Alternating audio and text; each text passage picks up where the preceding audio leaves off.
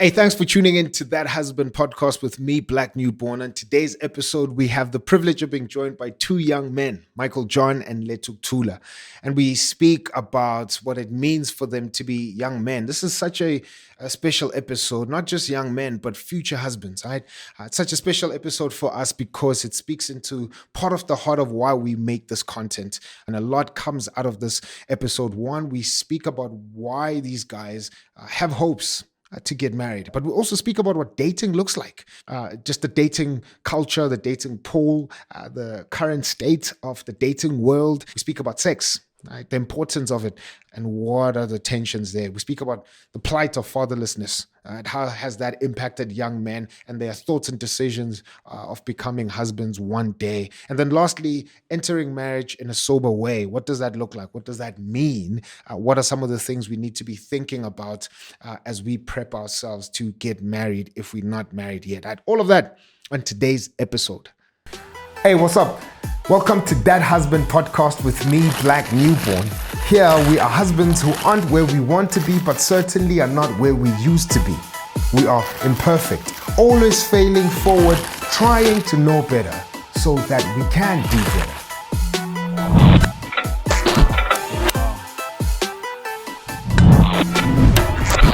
The future husband that's sitting across the table from me today. Come on, dog. Michael John. Bro. You good, my bro? Good in you, man. Yeah. I've known this guy for 11 years, bro. Oh, bro. You were 12 when I met you. It's wild to say. Bro. Time flies, bro. It does, bro. And now you are sitting across the table thinking of becoming a future husband, bro. Yeah. Daunting things, bro. Yeah. That's dope, man. It's a big driver for why I make this content. We want to inspire guys your age to want to get into this beautiful institution. It's rocky, it's chaotic, but it's beautiful. And I think part of why you're sitting there is, having questions and concerns. As a young guy who's thinking about this thing. You watch the pod. You have questions, I do. And so we're gonna jump into those, bro.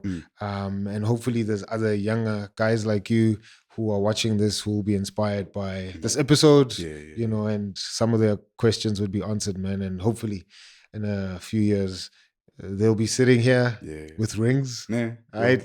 Yeah. Me included. Bro. You included. Yeah. We'll do a part 2. So that's dope, man. Bro, why do you want to get married, man? Maybe you could give us 2 husbands that inspire you to want to get married, and why? So no glaze, but I think you are one of them. Because I see like your relationship with Lily. It's like a best friend relationship first, and then it's like, okay, Fede, we married, but I got you forever. And then I really respect that, because like that's also what I'm like looking for when I get married, That's dope, bro. When I find someone like a girl or a woman that I want to marry. You might find one after this, bro. Yeah, but hit me up. And then second, I don't know. I'd say maybe Gareth. Because also their relationship is also quite tight, and like they best friends as well. I think like for me it's just like basically finding someone you can be like someone you like your best friend, finding your best friend you can just like see the rest of your life with, and then like take the next step as to get married and then have kids, and then I mean troubles will come, life goes on, but like as long as we can stay together, that's like a model marriage for me, I think, and that's someone I look up to. So it's you and Gareth. That's dope, bro. No, I appreciate that, man. That's dope, brother. We definitely again, not superheroes, and we fail forward, and you've seen my marriage for as long as it's existed. As long as I've known you, that's how long I've been married. So you've you've seen this whole thing, the whole time, man, and how it's definitely played out. So, again, I'm not trying to be a superhero, and I've tried to be as open and honest about my marriage in public in front of people that are in my immediate community, so. But I think, Heike, that's what makes you the superhero in this situation. Because from what I've seen, like, there's like relationships are very like quiet. Like I don't tell you my things, you don't tell me yours, like we just keep it like there's things that I can tell you, and there's things that but like there's no trust or honesty there, so like it's hard to say, okay, like this is what I want, and ABCD, and she says this is what I want, and ABCD, and us kind of having that conversation, tough conversation as well, because like things that you want, I might not want at all, and vice versa. But it's that compromise that we can reach, which honesty and open conversations bring. So that's, I think, that is the superhero. That's your superpower, man. Yeah. That's dope, bro. Yeah. You ready to get married, man? And I'm telling you, if you're highlighting communication as a very important thing, it's what I always tell people, man. Marriage is it's communication constantly between the two parties. Sure. If I'd have to give a very succinct definition of what marriage is, marriage is communication constantly between two people. Sure. Because I can't live in my wife's head. She doesn't live in my head. But communication brings me into her head, into her heart, and vice versa, And because she is a human, she's changing all the time. And I can only keep up with those changes if she opens up and tells me what's going on and allows me to ask questions, and vice versa, So if you can keep that, bro, as a key ingredient, you're not gonna master it. Right? Listen, I've only been married for 10 years. Sure.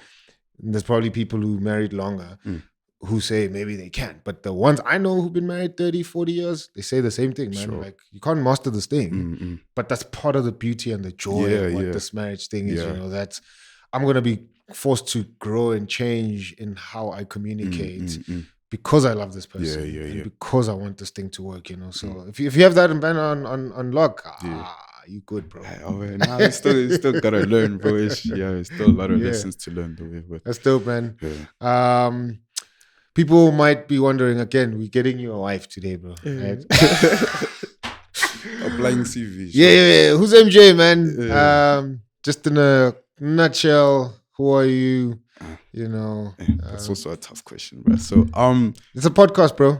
So it's not a radio interview, man. Be free. Tell us all that you wanna tell us. Leave what you wanna leave. But yeah. So now I'm MJ. I'm Michael John. People call me MJ. So I'm a sound engineer. Well, first of all, I'm a Christian. Child of God. Come on, bro. And then I'm also an artist. I don't like saying I'm a rapper, bro, because like I can rap, but like I don't call myself a rapper because I don't like rap like like you're not a hip hop. Yeah. You know what I'm saying. So I'm an artist. I sing a little bit. I rap. I like writing poetry. Just like, and I'm a thinker as well. So I like thinking, sitting down in a corner or like just a quiet place and just think about like either my day or like the world around me or just like topics like this, So that's also why I think that this podcast was fire, because like it's like conversations that I like to have, like that I talk to myself about, because like I'm also an only child, so like there's a lot of talking to myself, bro. It's not crazy if you do that if you're only child, bro. It's just tell you, it's just normal. Yeah, it's normal, bro. So and then I guess that's it, man. Yeah. Dope, bro. So you're 23 this year. Yeah. Why are you thinking about marriage, brother?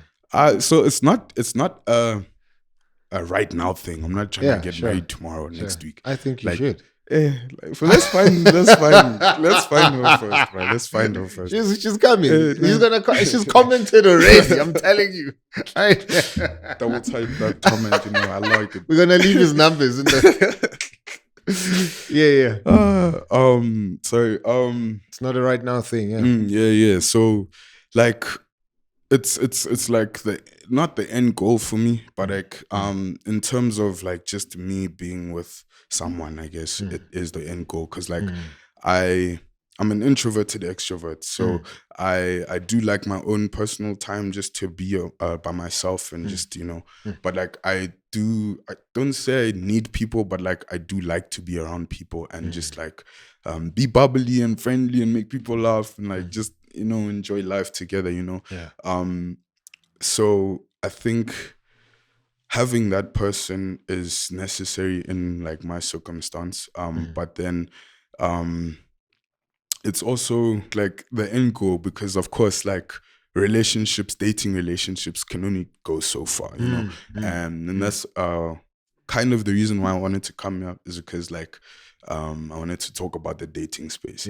But yeah, like after the dating space, like the next step is to obviously get married. So I guess that's why I want to get married, because I want to take it seriously and like actually love a woman, not just think that I do. So dating with intention. Exactly. That's dope, man. Yeah, maybe let's get into it, bro. What you watched Big Star Johnson's episode? You had some thoughts. Yeah. So like, nah, that was fire, bro. Because like it's more of a perspective of someone who's like ready to get married. He's like he's got the money. He's like he's got the woman.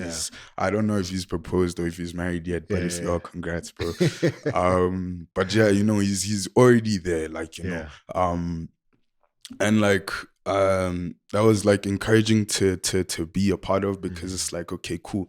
So say I've gone past that dating stage now, I'm ready to marry this person, and I took a lot of notes from what he said and what you also said as well, just to like apply that to my potential marriage one day, and just like how to live as a married man after I say I do and she does too, you know what I'm saying? The future husband that's sitting across the table from me today is Lethu. What's up, Doug? Good, and you? You good, man? I'm good. Good. Bro, what's your surname? Ngula. Yeah. Lethu Ngula. Yeah. That's a dope name, bro. Shout out, man. Appreciate it. Thanks for pulling through, brother. No problem. It's dope, man. We're gonna get into a bit about who you are and what you're doing, but before we do that, we're writing this book, and we want to put husbands' names in this book to help guys like you, who are future mfanas, future husbands, to see that there's dudes who are failing forward, showing up, trying to be positive role models as husbands, not superheroes, because we're not superheroes, and we want to inspire cats like you. So we want to give this book away for free, but also give it to husbands who are walking alone, so they're somewhere in the, I don't know what corner of the world, with no other role models, no other brothers next to them, and so we want to give them this book to say, no, somewhere in the world there's a brother who's doing this husband thing, and they failing forward, and they not taking it lightly, they're taking it seriously, and they're walking in the full responsibility of being a husband, right? And so we ask our guests if they can give us 2 names of husbands that inspired them to get married or stay married. So you're not married yet. So 2 husbands that you would say inspire you to want to get married.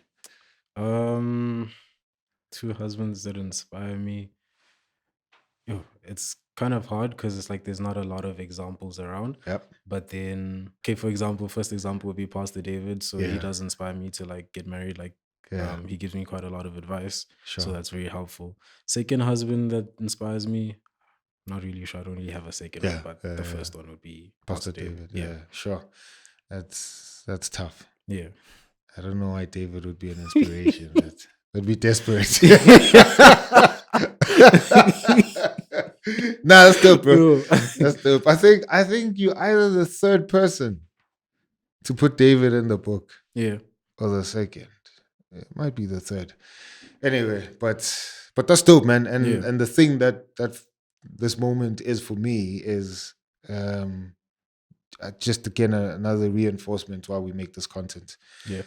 So David being a husband, he's struggling in his own right. He's failing forward. He's showing up the best that he can, not doing it perfectly, but he doesn't realize how many husbands and future husbands he's inspiring, you know? So shout outs to Mtava. He's that husband. He's that husband, man. Why would you want to get married? Why would I want to get married? How old are you now? 21. Sheesh. Would you do something for me? Actually, why do you want to get married, bro? I think it's just the thing of like having someone to spend your life with, you know, build a family with. Like, it's just mainly because of that. Yeah. But you know, gents your age would say, I'm fine. You can aspire to have a life where you know, in a different yacht every other weekend. You drive a new car, you know. Like you're in varsity now. Yeah. You're working hard. You know, you're gonna get a nice gig, or maybe you might even create your own thing, dog. Make your own money. Why would you want to settle down, dog? Why would I want to settle? Because you can spend time with one person while having other people that this one person doesn't mind, you know? Why would you want to, again, maybe use the words that some guys use, you know, tie yourself down to one woman for the rest of your life?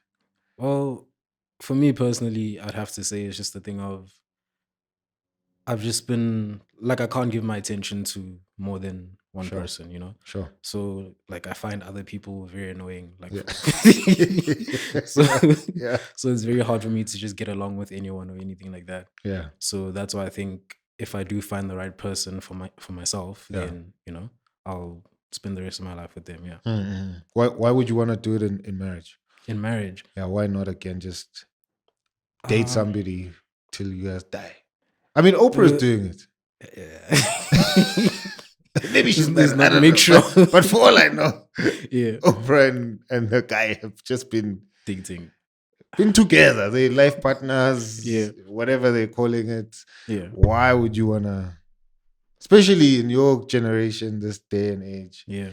Why marriage, bro? I just think, like, for example, like I've seen the commitment like that it comes with and stuff like that. I think that's a very admirable thing to have, you know, like to stay committed to someone. I think I really enjoy that kind of prospect from marriage. Yeah, sure. That's dope, bro.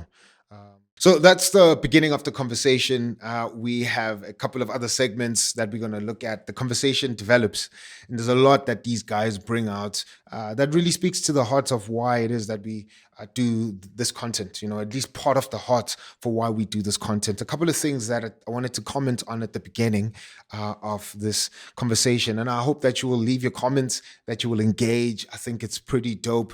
Shout outs to all of you who've been chatting to us. And I think there's a lot that's going to come out from this one segment that reflects some of the comments that people have left. So please, I encourage you to just leave a comment and let's engage. But 3 things that I wanted to comment on as the conversation starts. 1, just my own reflections of how old I was, or young in this case.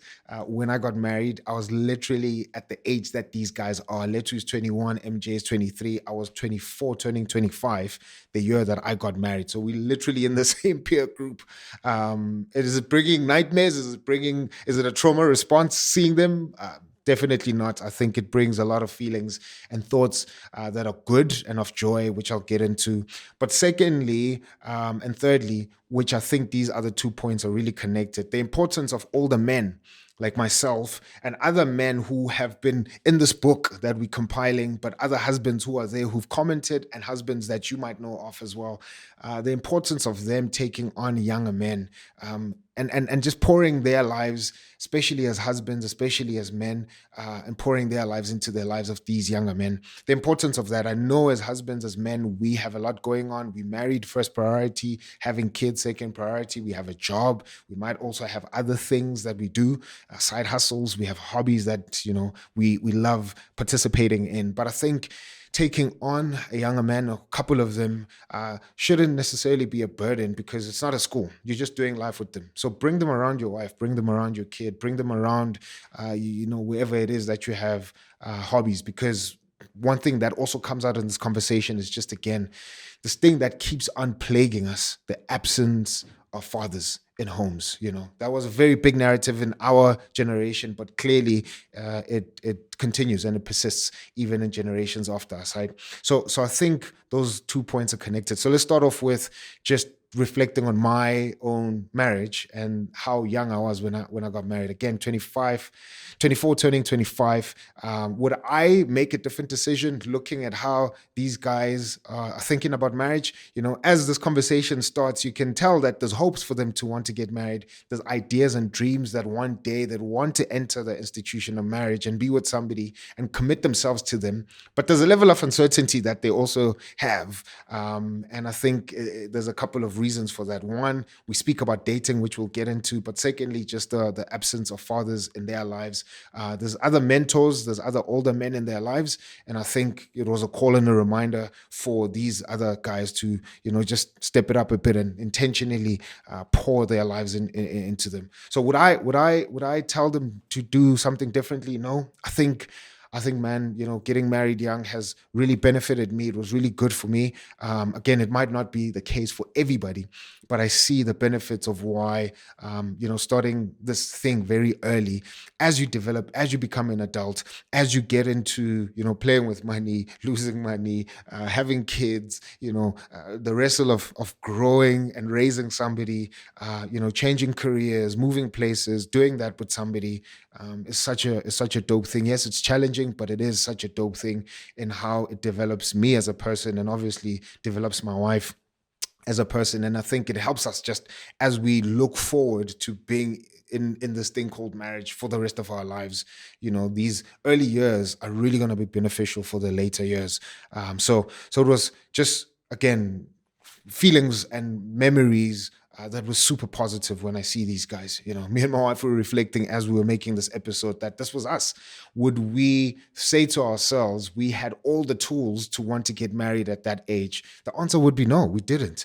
And it's not a bad thing because we only knew what we knew then. And we could reflect now and actually take all of this wisdom and knowledge and pour it back into the lives of younger people, in this case, younger men, so that they can make better decisions than we did and they can navigate the first 10 years of their marriage if they get married in their 20s in a very, in a much better way than we did, in God's grace and in us loving each other.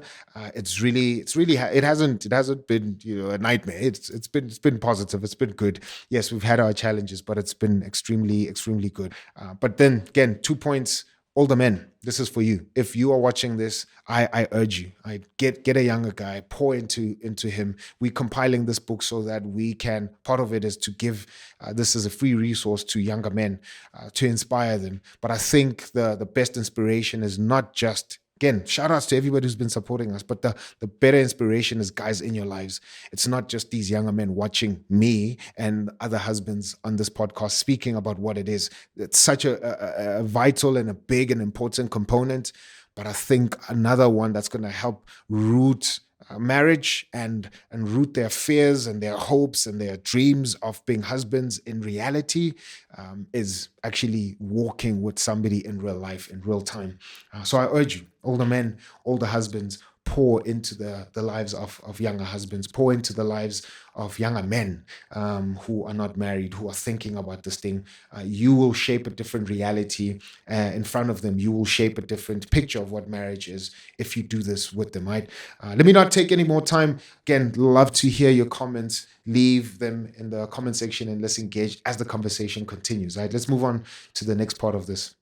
So what's happening with the dating world now?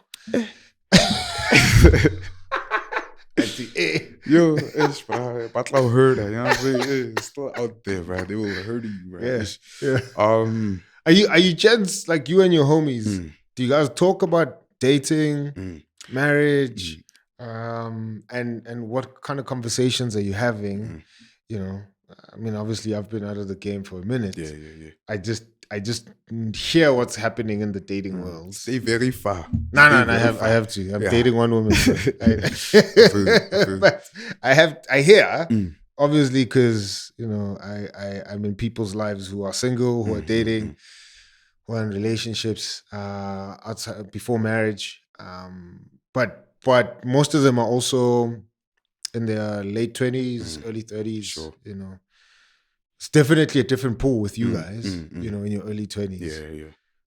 Do you chat with your homies? What are some of So- the conversations that come out of that, bro? Yeah. So I think my friendship, I don't know about everyone else, but like my friendship group, like we talk about everything. Yeah. Like we come together and we have a conversation, say, okay, cool. So gents, would you ever get married? Nah. Yeah. Marriage, nah, never, dog. Being married to one woman, never. I'm like, what do you mean, dog? Like, like, bro, who else, bro? Because like, so we do have conversations, and like those conversations. What's the apprehension? Why don't they want to get married? Because it's like being tied to one woman. Like that whole being tied to one woman is quite shocking for people, and very. Why? Because the world is can have as many people as you like, and that's the dating space. You know what I'm saying? Like you can like they're gonna label me a snitch, but they say African men don't cheat. Black men don't cheat. Yeah, black men don't cheat. From what I've seen, I don't know. I'm cheat the fifth on that. It's just a hashtag. Yeah. I'm saying. Yeah. So like and also I'm not also black woman, also woman, everyone. Yeah, everyone cheats. Yeah, I'm saying. So this whole mindset of just having like many partners, or even if you in like a relationship with one woman, it's like very easy to just like hop onto Instagram and just go text someone else. Yeah, or like you're walking at the mall and then someone comes up to you, says, "Hey, yo, I like you, you're kind of cute, what's up?" Yeah. And you also like, and in the back of your mind, you're like, yeah, I have a hun, or I have a guy, but like, I like the attention right now, you know. So like I think that mentality is just like we've just gotten so used to it now. So it's like that thing of having one partner isn't. Like it's what do you think is the underlying thing, bro? Because I'm like, I could tell you. So all of us have a propensity to want to cheat. Sure. Right. And all of us have appetites and desires for more than one woman as men. So I'm speaking for us as men. Sure. All of us have that. Sure. Whether you engineer right up to a pastor, whether you are a father or you single. Yeah. If you're a man, you're red-blooded. Sure. You probably have a propensity, bro, right? You're a human. Yeah. But there's choices that you need to make. So when I think of marriage, it's a choice every day. Sure. Choice every day to fight against my own brokenness. You know, when desires arise in me to be like, there's a woman who's hotter than my wife. I'm like, sure, she is hotter, but am I gonna live for that desire? Am I gonna act on that desire? Heck no, I'm choosing not to. Right? Yeah. And then there's things that are undergirding that decision. There's things that are underneath informing that decision. You know. So one, I mean, the big thing is my faith. Sure. I'm not going to go entertain this desire because of what I believe. Secondly, I love my wife, man. Yeah. Love her. I respect her. I think she's cool. Yeah. And I would never want to hurt her, especially in that way. My third reason is now I have a kid. I don't want to do that to my kid. Sure. Grows up in a broken family. I grew up in a broken family. I see just some of the effects that I have because of that, you know, and some person can argue, well, you turned out fine. I'm like, did I? I think there's a couple of screws that are loose in my head. Sure. My wife will tell you that. Sure. Right? So I don't want to do that to my kid. And then thirdly, I don't want to do that to us as a people, as a nation. Sure. You know, particularly the Black community, but also South Africa as a whole. I want to have a different narrative for the country that God has placed me in. Sure, you know? sure. And I want other people who are looking at me, MJ, to have a different alternative, to have a different picture, you know, to be like, oh, I see this dude is sleeping with 500 chicks. Or I see Black only sleeping with his wife for the past 10 years, looking after his kid. So clearly there are options, right? Yeah. So that's the last reason I'm doing it. Sure. So I'm like, there's all this stuff underneath. You cats can say you young. Yeah. We young, we want to party. Sure. But I'm like, you know, for a dude like you who's a thinker, do you get deeper into asking questions? Sure. gents, what's the actual thing? Like, Mm-hmm. what's driving you to want to have multiple women? Sure. What's the desire? Maybe what's the fear? You know, what's the thrill? What is the benefit? What are you hoping to get? What are the results you're looking for? You know, what are some things that the gents? What's the data? Now it's just coming with fire. Listen, you can ask me as well, bro, right? Yeah. The way dating is set up, bro, like you meet a girl, right? You kind of vibe with her, cool. The next step isn't sure, let me take you out on a date or let's get to know each other. It's let me take you sex. to I'm saying. I'm saying. So now it's like that takes away the whole like getting to know someone and the whole like it's like jumping straight to the end of the movie, bro. It's like jumping straight to the end of Endgame, you know. It's like like you know, it's like you missed everything important that built up to this moment, and then you just hop to it, and then you like find someone who might be more like your speed, you know, in terms of like who you are. And then you start vibing with them as well, and then I guess 1 = 2, I guess, you know. And because you're so used to this whole skipping to the end of the movie, you do the same thing with everyone, and then you don't have that thing to say like, yeah, I love you, you cool, you know. And so what conversations do you and you guys have? A bunch of other 21-year-olds chilling at res. How's the dating pool? What are you guys experiencing there? What are some of the things that you're talking about? Well, in terms of the dating pool at the moment, it's tough. Especially in this day and age. So I guess a lot of things that we talk about as guys is how much we struggle with like, you know, dating and nowadays. Sure. So I guess one thing that we'd struggle with is just the financial expectations that women have of you know, guys.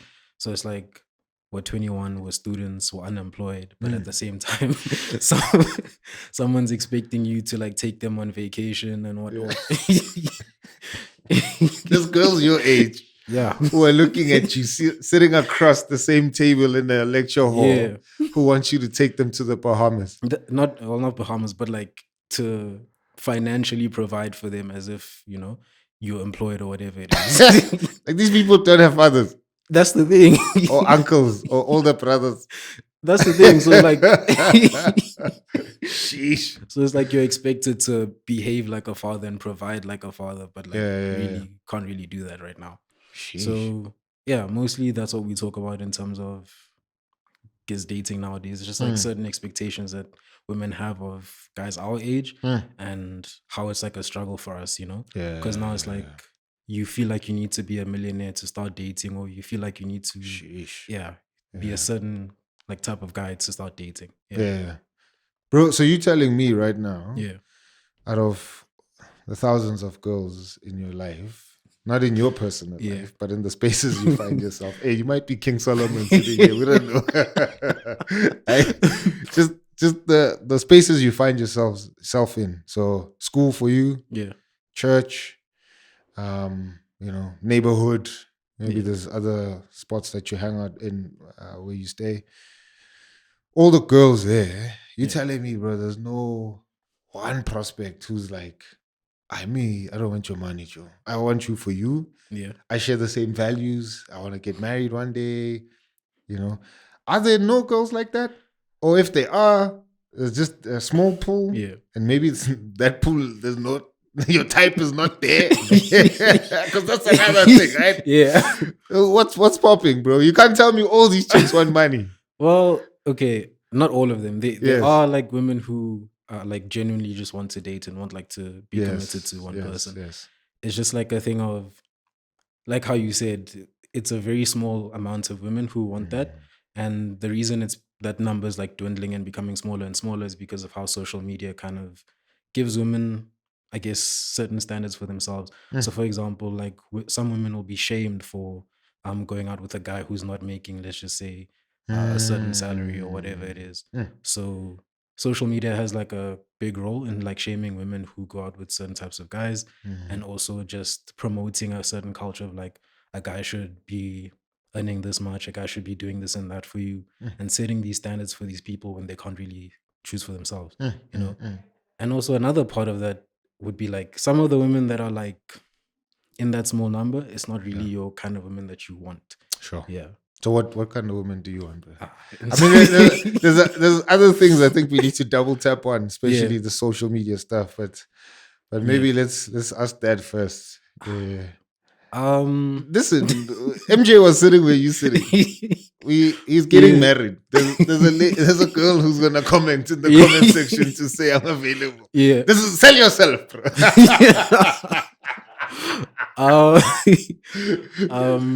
Well, I guess physical attraction would be something that comes first. Sure, so she needs to be beautiful and not to my standard. She needs to be beautiful. That's to my important standard. for you. Yeah. I always say, bro, I've been married for 10 years now. You don't want to wake up and and cause yourself issues, right? In the middle of the night and say, yo. You don't want to do that, right? Yeah. So and people tend to downplay physical attraction, man. I think it's important, bro. God gave us eyes. Yeah. And yes, the world can define beauty, and we'll go back to the social media thing. Social media can define beauty in very superficial standards. Yeah. But I always say, man, let it be important to you, right? Yeah. Like you have to be married to this person for the rest of your life. If you don't find them attractive, it's gonna be rough and fun. Yeah, right? that's Not that you can't do it.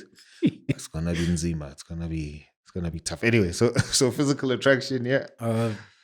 Someone who's like intelligent, not like Einstein kind of smart, but competent, just I do value that a lot. Yeah.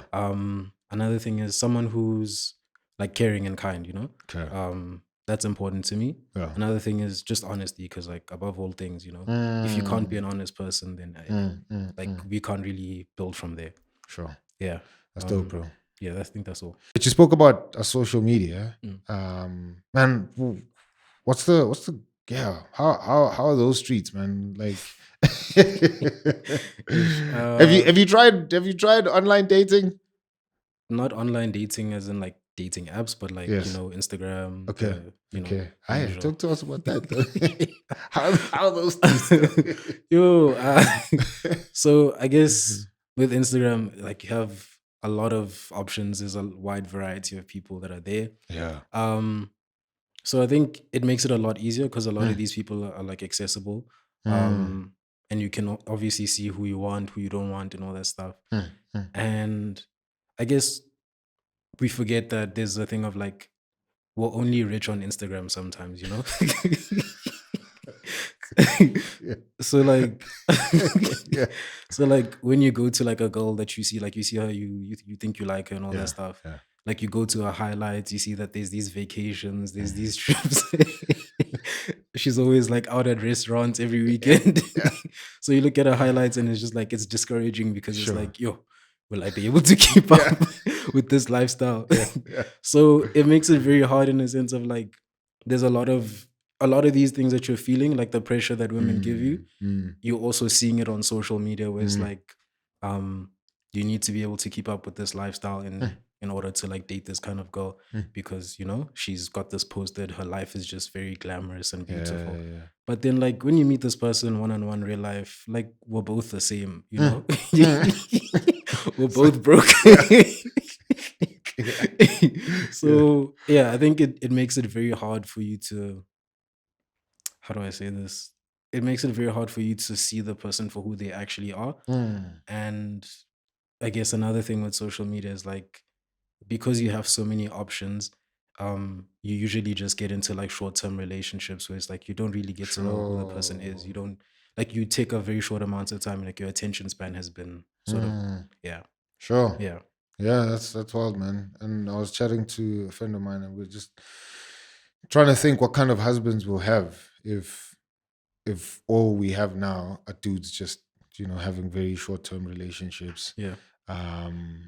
What happens by the time you actually meet somebody who's a potential prospect and you get into marriage? Will you even have the resilience to keep up a marriage? Will you even have, the skills to endure? or will you tap out quickly? Because that's what you've been doing in your dating phase. That it's inbox after inbox after inbox after inbox. How do you guys even deal with rejection on an inbox, bro? Because I'm like, yeah, like I have divine kwababa, still do, always had, and part of my divine kwababa-ness was I can't stand rejection. So I never approached women in my dating phase. It was always I met them through people. Okay. So I know you, then you introduce me, or we go to the same school, and then you get along. Yeah, and I've seen you enough times. We've spoken, we've said hi. Then I smash and you on the street. Never. One, it just felt like I have to sell myself. Okay. It was just me. I was just like, I have to go now convince you that the thing you're gonna do is less important than you listening to me. Like I'm the most important thing in your life, and I'm like, I believe that, but like I don't want to work that hard, right? But anyway, so I've never, but part of it was rejection. How do you guys deal with that, man? I think most of the time it's like it doesn't hit as hard because you know you can just go talk to the other person. It's like if you shoot 10 shots, you're not gonna. You guys do that? Yeah, sometimes. You've never done that. No. Okay. Sure. So it's like if you shoot 10 shots, you're not gonna miss all of them. So it's like one of those things of like you don't really feel like pressure to like convince this other person, especially online, because you know, you're not there to be their fan in a sense. I see. And then do all these girls, like the 10 girls, they're all in the same circle? No, you can't do that. No, I don't think that would be advisable. That's wild, bro. Yeah, that's wild, man. And what are some apprehensions from the gents that you chat to about why they wouldn't want to get married? I think most of the time it's just like people are worried about loyalty. Like, will my partner be faithful to me? Sure.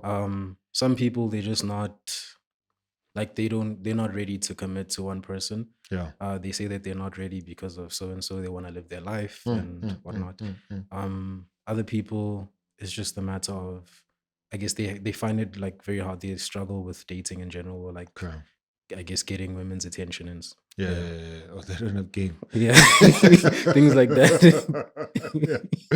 That's real, bro. So a couple of reflections as well, just from this section. And I think, yes, the conversation is from an older husband's perspective, speaking to single young men. But I think there's a lot that comes out of this conversation around dating, especially online dating and the culture of dating as it currently stands, that applies to people who are in the dating pool, who are in the dating culture. Again, you might not be a young man, you might be a woman, you might not be young, you might be older, but I think some of the things that they bring out, are worth double tapping and looking into and unpacking. I think one overall is this microwave culture that we find ourselves in. Later on in the episode, we also reference that. But here's what I mean. Obviously, we live at a time where we have drive-thrus, where we have deliveries that come to our house, where we have, 2-minute noodles that you can microwave quickly. We can even make bread. The microwave, right? So we live in a microwave culture where things happen rapidly and happen so quickly. And so we want to take that kind of thinking, philosophy, and ideology and throw it into relationships. And relationships are like nature, right? They take their time. Nature is very patient. Wine is very patient in how it is made. There's a lot of other things that really have to mature over time and require a lot of patience. And I think relationships kind of take on the same nature. And if we're going to try and microwave them, it becomes very difficult for us.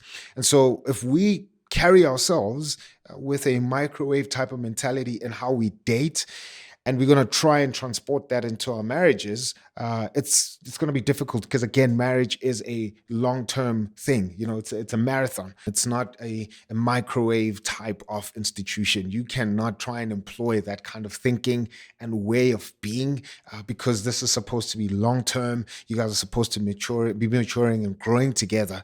And so I think this kind of thinking that is in the current dating culture and the dating pool might be detrimental. And again, as we speak to younger men in this case, how do we help them navigate that? How do we help them break some of those habits now, and start off in a relationship, in a dating relationship that's going to help them transition well into their marriage, and actually kind of develop the posture that is required in marriage, and develop that now as they're dating, so that when they transition, it could somewhat be easy. It's obviously going to be a gear shift. It's going to be a change in reality, in thinking, but at least we can help them transition smoothly in that regard. So MJ speaks about how, in the pool that he's in, the young men that he sees, and some of the young women, again, because obviously they're not dating themselves, but they're dating younger women.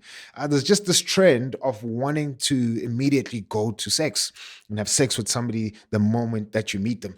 And here's the thing, again, to each his own, but I think sex is such a great and important gift that when it's utilized well, it really does what it gives you the benefits of what it intends to achieve, right? And what are those benefits? One, to glue the couple, but secondly, to grow whatever love exists there. So here's the thing: some people tend to think that sex is going to be, the thing that solves your issues. So you might be fighting, you might be lacking connection, and you think if we have sex, then we will connect, then we will be together, it will resolve stuff. You put that kind of pressure on sex, it won't achieve the thing that you wanted to achieve. Sex just elevates, it magnifies what already is there. So if there's nothing there, there's nothing for sex to magnify, there's nothing for sex to glue. Sex cannot glue people who are not already moving towards each other, right? And so we get these people who are dating who kind of just treat this thing casually. In fact, I was talking to a young lady yesterday, and she was saying she's also a student at Wits, and she was saying just how a lot of her peers are against this hookup culture, this casual dating, having sex kind of culture, and they also seeing just some of the detrimental consequences that come with that kind of thinking and that kind of ordering your life, especially when it comes to relationships. So sex does not bring out something that's not there. If you and your partner are not working towards each other, walking towards each other as well, and trying to foster a relationship and glue yourselves, with how you love each other, but also how you communicate and how you share your lives together, right? Sex is not going to try and elevate anything that's not there. But once that basis is there, sex just magnifies that. It elevates that. It glues you even tighter, right? And so I think helping young men to realize, man, listen, you can exercise self-control as you wait in this dating relationship for the time you get into marriage. Again, to each his own. But I think once we treat sex in that way, it serves us well when we actually do get into relationships. And then we don't perpetuate the stuff that we're struggling with. Our generation, again, has been championing and crying out this thing of not wanting to have absent fathers. But we cannot just say that, hashtag that, make podcasts about that, make movies about that, and yet in our reality, we're not changing how we behave, right? So I think obviously that's for young men, but it could definitely be carried over to anybody else who's in the dating pool, right? Think about online dating. Online dating is such a crazy thing. Here's one thing I want to say so that we can continue moving on with the conversation is, yes, I'm not against online dating necessarily, but I do think there's a lot of cons when it comes to online dating compared to pros. I think if you're going to exercise online, and there's people who've met their spouses and they've been happily married and they met on some dating app, and they together now. Kudos, shout outs to you guys. But I think generally the thing that online dating kind of takes out is this building endurance again. I think there's a lot that online dating really takes away. And I'm not saying that don't do it. Who am I to speak? I'm not saying don't do it. You can do it, but I just think we need to be more careful if marriage is the end goal, if marriage is where it is that we're going, that we would try and shape how we navigate online dating with the goal and the mentality that this is where we're going. So there's an intentionality in how I use this thing.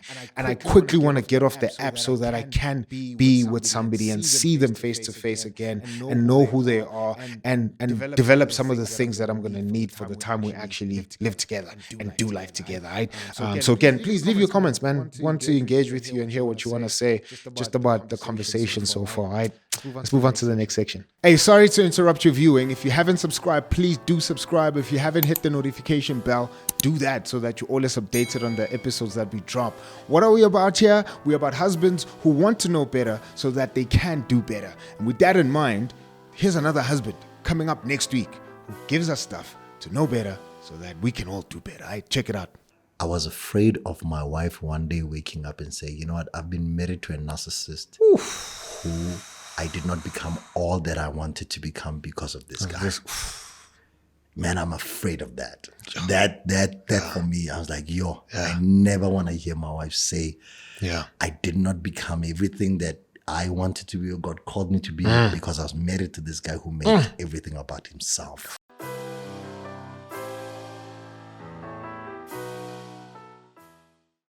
So again, please leave your comments, man. Want to engage with you and hear what you want to say just about the conversation so far, right? Let's move on to the next section. Do you guys even speak about love, bro? Hey. Why do you jump straight to the sex? Because love. Because again, I'm saying I'm a man, right? I know sex is important. Sure. You want it. Yeah. But I'm like, man, as a man, again, I'm thinking long term. Yeah. I think it's that YOLO thing also, because we're also still young, right? You know, like, sure, we're still young. There's a lot of like mistakes that we need to make. There's a lot of things, because I'm sure, like, knowing you also, like, mistakes. Exactly, you've spoken about yours. You know what I'm saying, so like,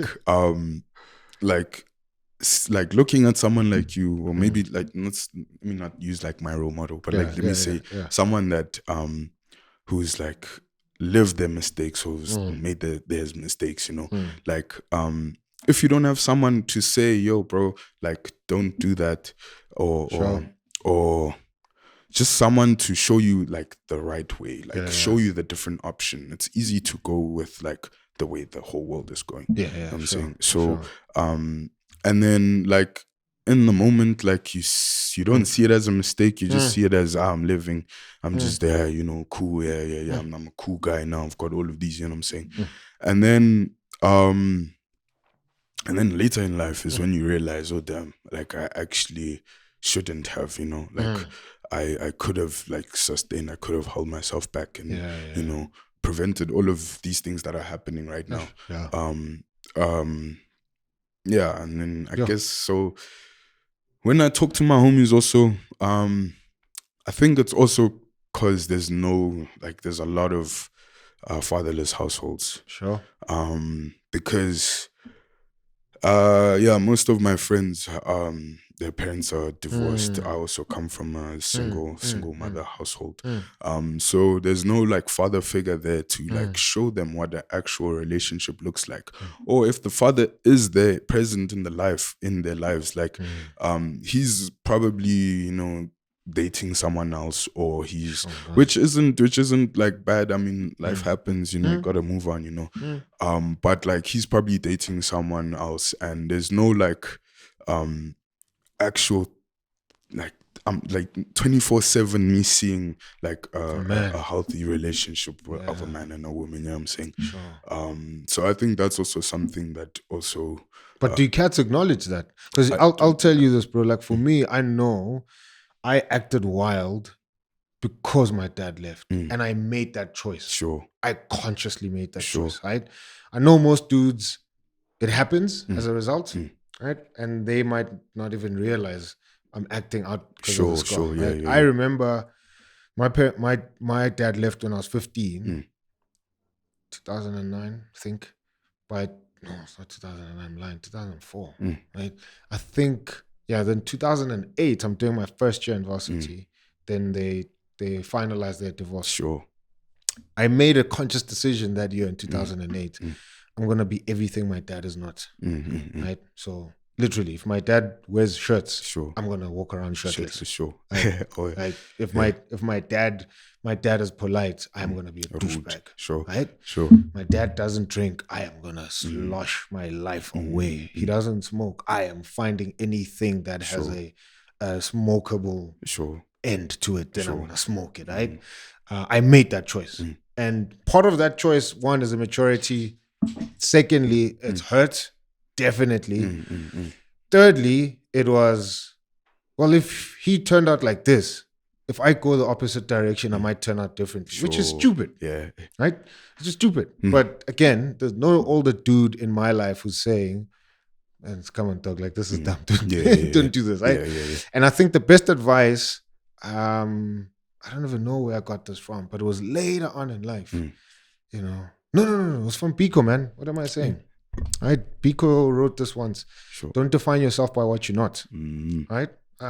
So don't say I'm black because I'm not white. Sure. No. You're black because you're black. God made you black. Sure. Because what happens if the thing that you're defining yourself by disappears? Then what do you have? Right? Yeah. So if I'm going to constantly define my manhood by my lack of dad's presence in my life, if my dad dies, then I'm gonna go back to being what do I have? Easy, because I was constantly defining who I am as a man because of him. Yeah. So if he's gone, then I don't have a basis to define my manhood from, right? And obviously now I'm defining it in the opposite way. So he's this, I'm gonna be that, right?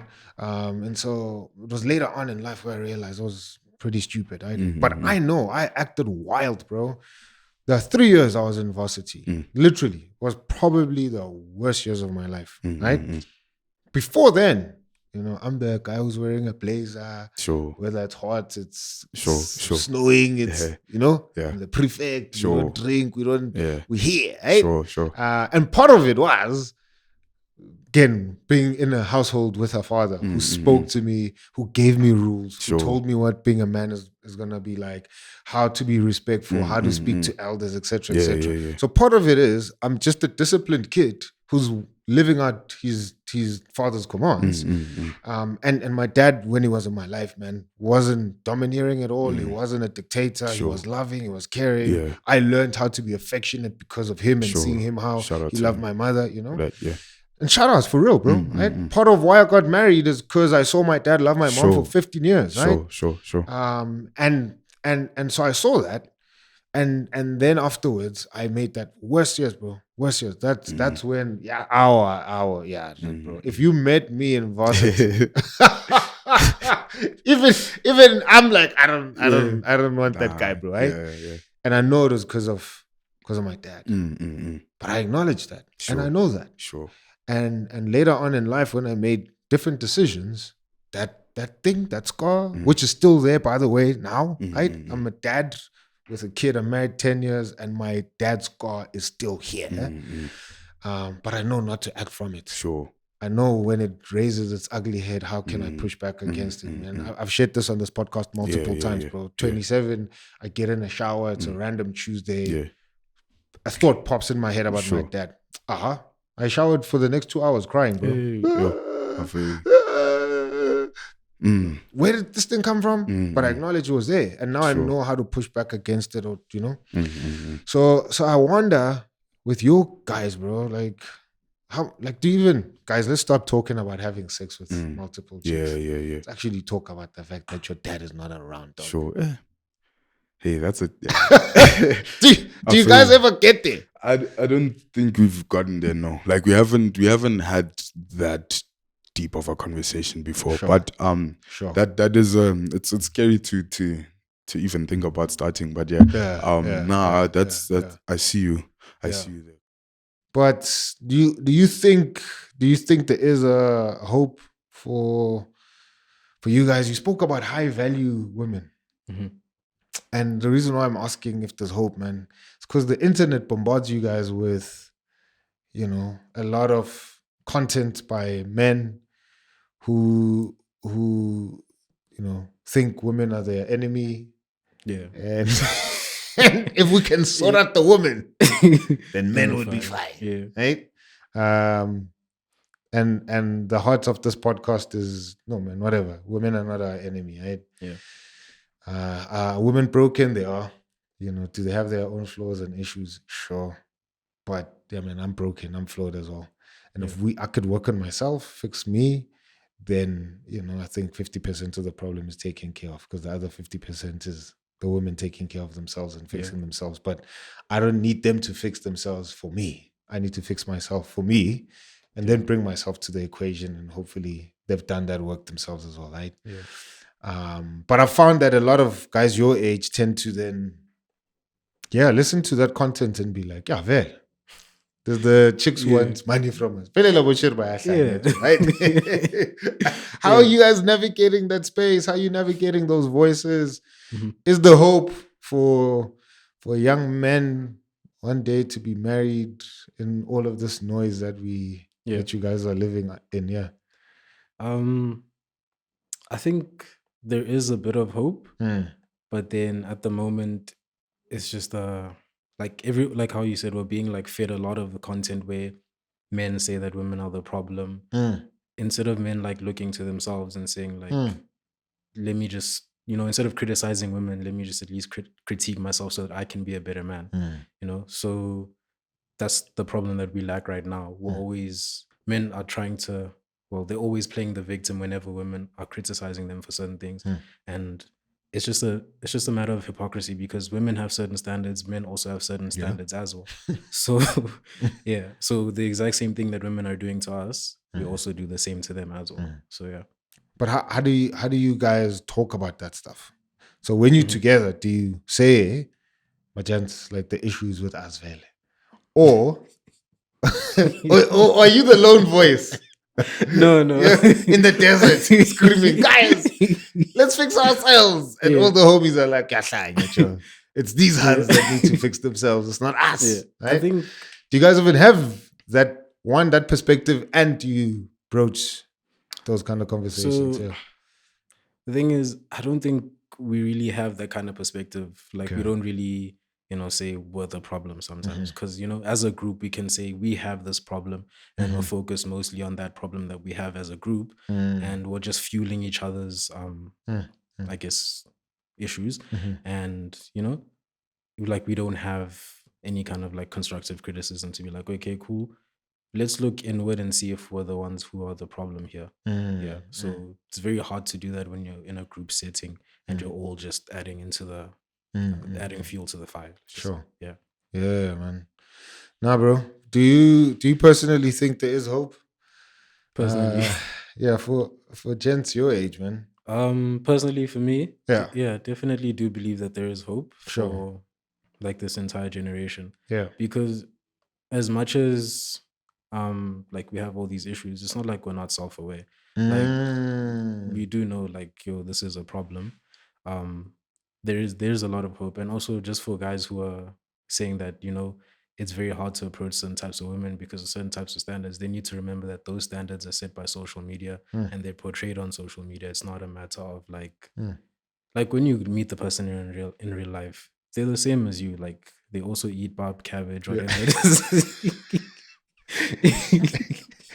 You don't eat sushi every day. That's right? the thing. So I think if people are able to get past that and see like, okay, social media is not real life. I think that's when, because at the end of the day, your type or the women that you like and you think you can't approach because of this and that is probably a normal person and might actually be like into you and whatever. So yeah. That's dope, bro. I think, this section, could be taken in many ways, and we can speak about the plight of absent fathers and their impact and the effect that it has on younger men. But I think I wanted to say, man, again, leave your comments, leave your thoughts. There's a lot we could talk about. But I just wanted to talk to absent fathers. You might be watching this, right? There's an episode I did a while back on a different podcast, where the guest essentially looked into camera like I'm doing now. And he said, listen, go home. Let's go back home. You might be watching this and you're an absent father. Go home. Switch this thing off, because your absence again might be something that is not necessarily weighing heavy on you because you're not seeing the immediate effects. Not that it's not weighing heavy on you, it is, but it's not weighing heavy the way it's supposed to be and the way it will be when you actually see your son as a man one day. Okay. So right now, your son is living. Your son is doing whatever he's doing, whether he is a boy or he might be a teenager, approaching the stage that these guys are at, being young men. And you think, well, he's fine. He's doing life. Yes, you feel the absence. Yes, you feel the weight. Yes, you feel the heaviness and the discomfort. But it's not weighing heavy on you because you're not seeing just how his future family might potentially be destroyed or might not even exist because of your absence. Or he might be treating other men's daughters in ways that are vile and brutal. And he's only acting out because there's a scar that only you can close. Go home. Go home. And again, situations might be complex. I like how MJ brings that up and he says, most of his homies growing up in broken families and they seeing their fathers date other women now. And he's like, yo, man, I get it. I understand. Somebody is older, they've moved on. Maybe their marriage wasn't great or it just did not work out. And now they're dating somebody else. And so what his friends are seeing are their fathers, not with their mothers, but with other women. It's fine. You're with your other woman, you've moved on, but do not move on from your children. Do not move on from your son, particularly in this case. Make sure that you are in their lives. I don't know who I was talking to recently, but we were just talking about how it always seems that the weight of responsibility tends to fall on the child, where the child is the one who's knocking at the door of the parents, where the child is the one who's always sending the messages, where the child is the one who's saying, listen, I need to be cared for, I need to be loved. And yet the adult who's supposed to have the wisdom, the know-how, and even the authority to orchestrate dates, to orchestrate spaces where they can meet with their child and foster a relationship, they're not doing that. So do that. Do that. Again, there's a lot that we can speak about in this section about how fathers are absent, the impact of that, et cetera, where we're going, our hopes, our fears, where we want to correct the past of the wrongs of the past and stop some generational habits and patterns. We can talk about all of that and we should. But I think, if you are a father and you haven't been in your son's life, go be in your son's life. If you're a wife watching this and you are in a marriage with a father who has neglected their children, again, I get that there's complexities that the mother might not want the child in the father's life and vice versa. And some mothers out of hurt, hinder their children from being with their fathers. And I get that. And if that's you, I empathize with you. Yo, man, listen, we're going to be thinking of you, praying for you, that situation would change. And mothers who are doing that, you're not just, trying to prevent the father from meeting their child and you are winning. No, you're hurting your child. You're hurting your child. By that moment, when your marriage or your relationship has fallen apart, it stops being about you, right? And you need to, as a mother now, try and facilitate a space where the father can be with their child. And fathers as well, vice versa. Now that you've left, what you had with the mother is done. It's fine. It's done. We're adults. We move on. But the thing that you can't move on from is your child. Go back to your child. Fix that.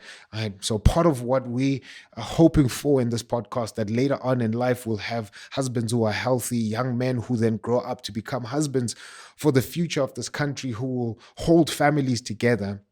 We can do what we're doing now with the podcast. We can do what we're doing, as earlier on I said, older men pour into the lives of younger men. We can do that. But another thing that needs to be done is reconciliation between fathers and their sons. That needs to happen. And I think fathers need to take responsibility. Fathers need to take the first step. Fathers need to father up.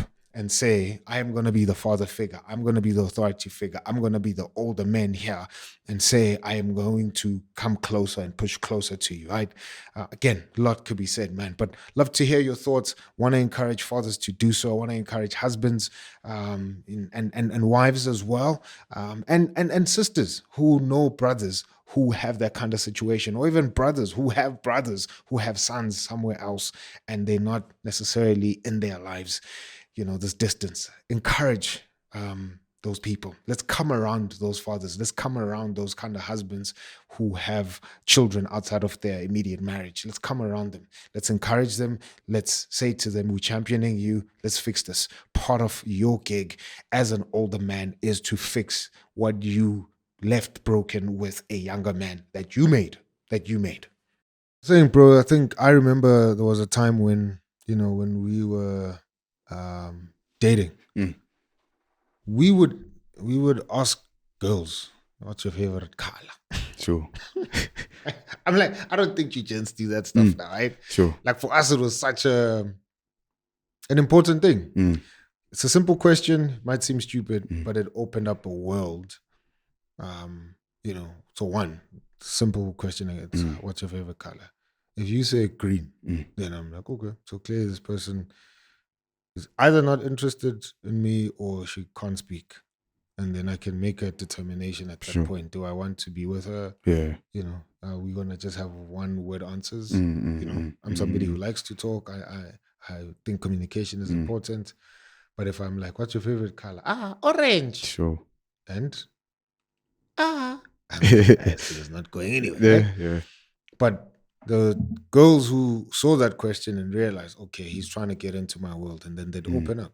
So it's orange. Sure. Because, when I grew up, when I was 5, my dad bought me an orange balloon. Oh, how did the orange balloon make you feel? Oh, and then we're in each other's world. We just asked each other a simple question. But now if we just quickly gonna run to sex, microwave this thing, obviously, question like what's your color, your favorite color is stupid. Yeah, right? yeah. And so I'm like, man, I think what you guys need is patience, man. It's patience. It's gonna save your lives and future relationships and marriages. Sure.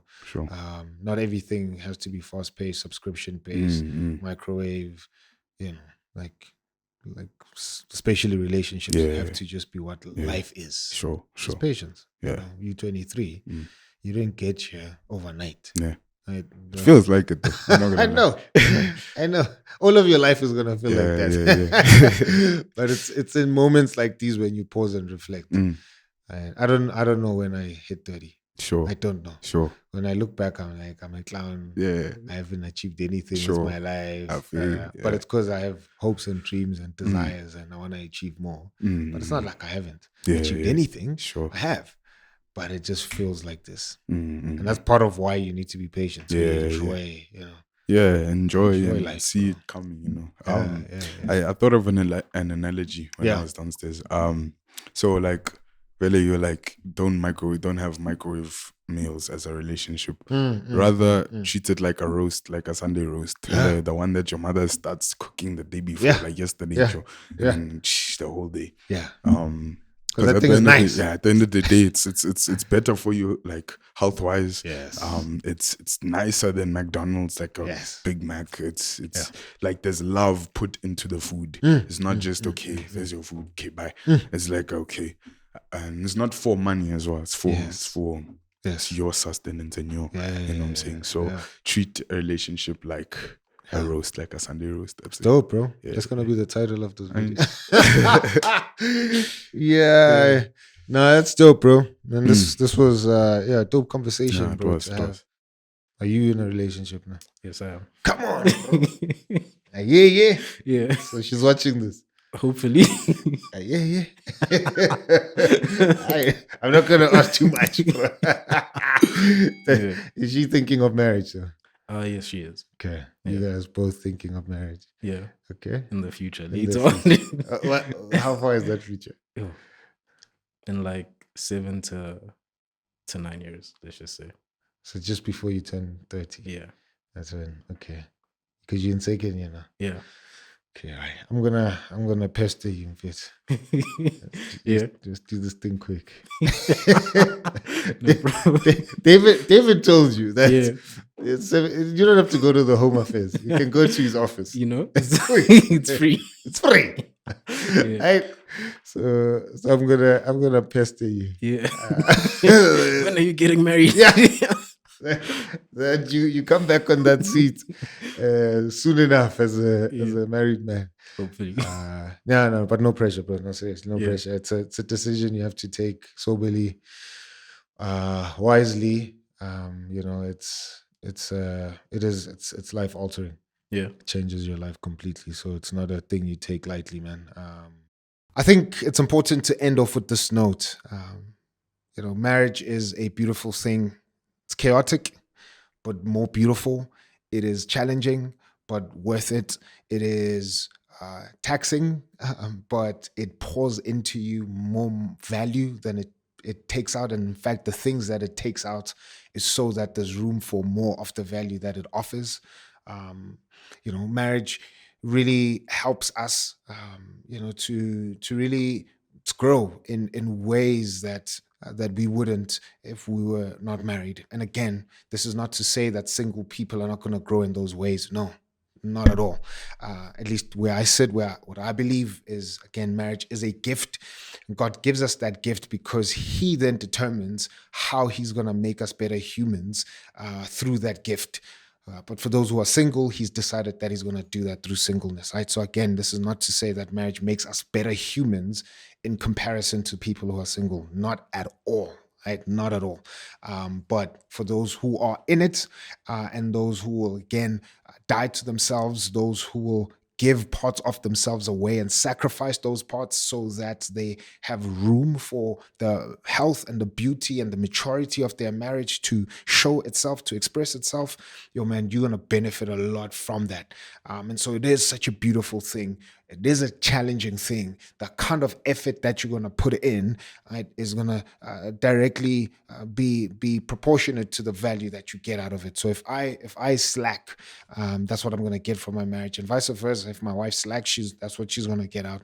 And so we both need to be coming together, putting in all we are in this, so that what we get out is beneficial, not just for us, but for our children and for those that are watching us. You know, and particularly in this case, these younger men that we were speaking to, that are speaking to right now.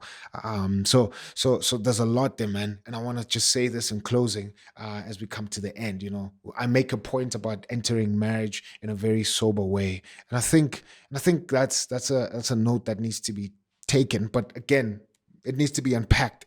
What does it mean for us to enter marriage in a sober way, in a wise way, in a considerate way? Again, it means that we are gonna, you know, take it seriously. You know, weigh everything against this one decision that we're gonna make. You know, who am I? Where am I going? What are my dreams, my ambition, my goals? Do I believe and know that this person that I'm entering into this institution with, together we're going to achieve all of these things? We're going to become, you know, the humans that God intended us to be because we are together. And so we have to think about that. We can't just enter into marriage simply just because of romance, simply just because of sex, simply just because we're bored, simply just because, you know, we can have a dual income household. But we enter into it again because we know this is long term. We know that I'm not just entering into a relationship with AI that's just easily dispensable, easily disposable, replaceable. But I know that this is a person with feelings, who's complex, who has their own personality, and God is doing something in their life. And I want to take that seriously. Right? So in a nutshell, that's what it means. But at the same time, it doesn't mean let other things, you know, that might seem weighty to hold you back from making the decision to get married. One of those things is finances. I know that some of us aren't married right now because of finances. Some of us, you know, are struggling in our marriage because of finances. And so, yes, finances are a big thing, but they can't be the deterrent. They can't be the thing that prevents us from getting married. And so we need to kind of, you know, weigh where our value is. Do we value finances more than actually us being together? Is your value in having finances secure and having the kind of bag that you want and dream of before you get married? Or is marriage itself valuable? valuable, right? Again, I'm not saying finances are not valuable, but it's where you place your value that's going to determine whether you make the decision or not.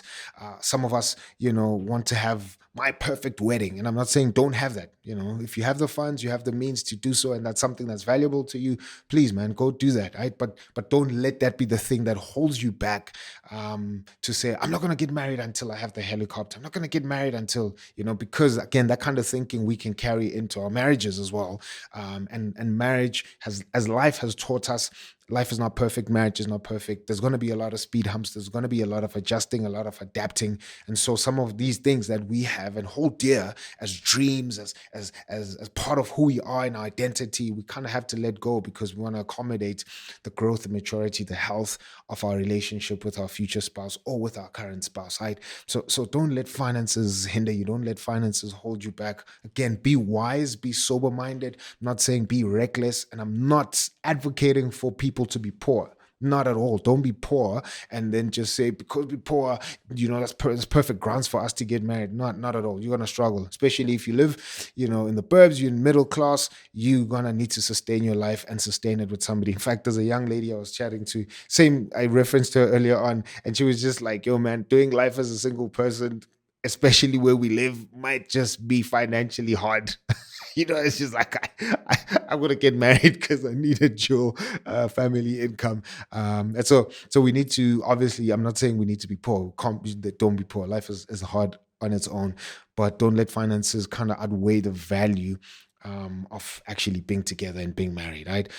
And another thing, I think it's this whole thing of our families. Some of us might not want to get married because we're still navigating how to adjust and bring our families together. I think, man, realize this, and something I say as well to couples that I do marriage prep with, that you guys are coming together and forming a family, and so together you need to make decisions about how you're going to speak to your respective families, but don't try and approach your future marriage as individuals who are still carrying their families on their back. I'm not saying abandon your family at all. Don't abandon your family, but know that your future family that you're creating and starting right now is more important, because that's where you're going to exist. That's where you're going to find your identity. That's where you're going to find value. That's where you're going to find your life and build a life and actually try and unearth the treasures of having kids, so that you continue this legacy of the two families that you come from. So this is an important step. It's a big step for you.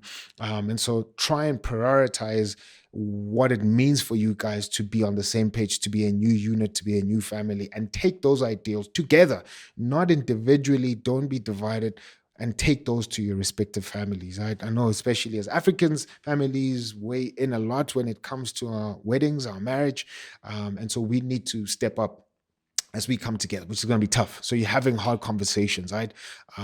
There's more to say on that. I'd love to hear your comments again on what, are some things that might be holding you back, that prevent you from actually taking the step and jumping out of the nest to want to actually get married and fly with your future spouse. What are some of those things that are holding you back, right? And generally, just what are your thoughts when it comes to the conversation of us as older men, older husbands pouring into the lives of younger men?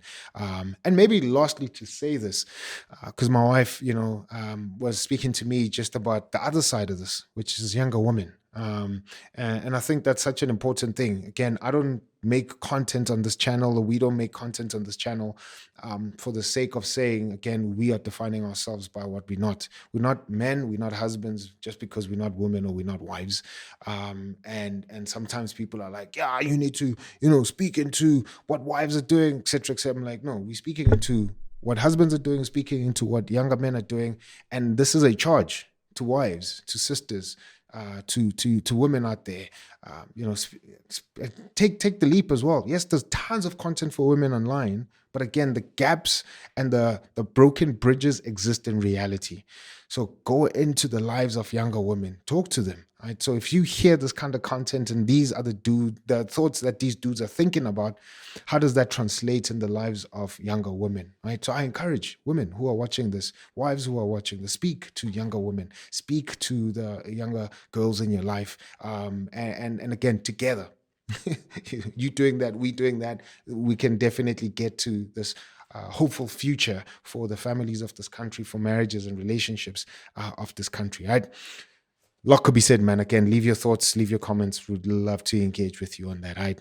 Cool. Yo, man. So thank you so much for tuning in. I hope that this was valuable for you. It's going to inspire a lot of other conversations that you're going to have with younger men, younger women, with your spouse as well. Just thinking about your marriage and how you can utilize that to pour into the lives of those who are around you. So please leave your comments. If you haven't subscribed, do subscribe. We are growing. Shout outs to everybody who's been subscribing. We hit 7,000. Such a dope milestone for us. So from me and the team, we want to thank you so much. Hit the notification bell if you haven't, so that you're updated on every single episode we drop every Wednesday at 11:30. You're right here on That Husband Podcast with me, Black Newborn. Right? We'll see you on the flip side, man. Again, thank you so much for all the support. Thank you so much for all your engagement, man. This has been super dope. And we'll see you next week. All right. Peace. And I didn't think like that always. I didn't think in marriage I'm supposed to die. I thought she's supposed to make me even greater. Here you go. She's supposed to make me even greater. Put me on a bigger platform and just make me this. I'm supposed to be the most amazing person because of her. She's a helper for goodness sake. When you were humble, you were like, I'm at 80%. She's gonna take me to 20. You think you come in with that, man. Sure. You even if you don't say it with your mouth, the expectation is let's build a platform for me.